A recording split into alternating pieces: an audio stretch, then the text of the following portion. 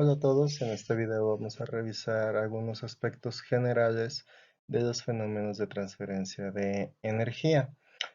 Bueno, aquí debemos de considerar que como cualquier otro fenómeno de transporte, vamos a tener la característica de que es un estado dinámico, es decir, que vamos a considerar desde que inicia el proceso hasta que alcanza un estado estacionario, hasta que sus niveles o los valores que toman las diferentes variables se estabilizan y se mantienen constantes ya con el tiempo.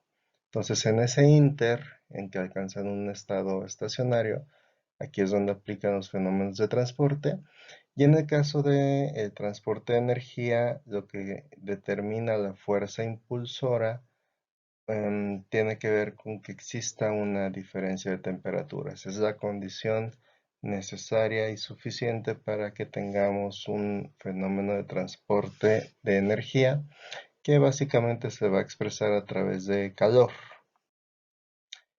Para explicar este fenómeno, utilizamos la llamada ley de Fourier, donde tenemos una cantidad de calor que se transmite por unidad de área, y eso nos da o se puede calcular con el producto de una conductividad térmica multiplicada por ese diferencial de temperaturas. Esa fuerza impulsora que va a estar generando u ocasionando este fenómeno de transporte.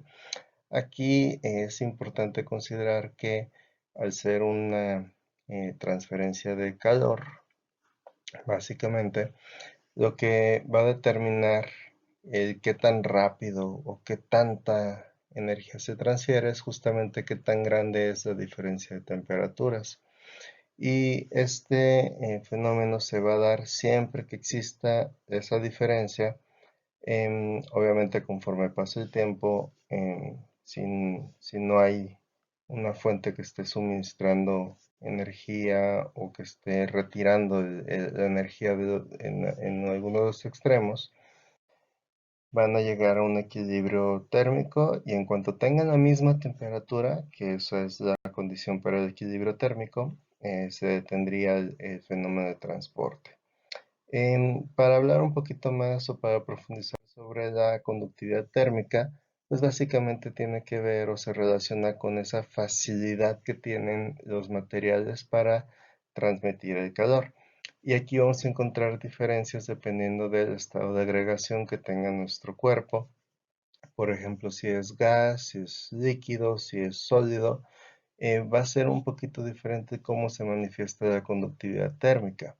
En el caso del gas, recuerden que las partículas son completamente libres, entonces se va a expresar esa transferencia de energía a través de las colisiones y en su caso de una difusión molecular que tiene que ver con cómo se dispersan las partículas en el espacio.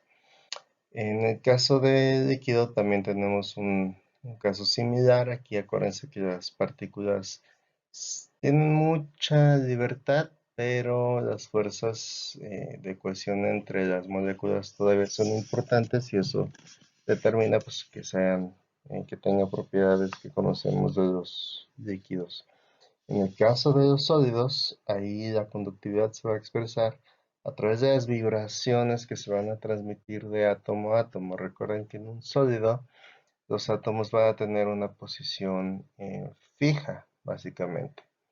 Sí vamos a tener diferencias en la conductividad dependiendo si tenemos materiales metálicos o no metálicos, porque vamos a tener ahí una diferencia en cuanto a la facilidad con la que se transfiere la energía. En el caso de los metales que tienen electrones, entre comillas, libres por los enlaces metálicos, se va a facilitar esta transferencia, a diferencia de materiales que consideramos aislantes, como polímeros, como por ejemplo la madera, el plástico, etcétera. Bueno, cualquier duda que ustedes puedan tener, seguimos a la orden, y bueno, ahí a través de un correo o un mensaje me pueden contactar. Gracias a todos.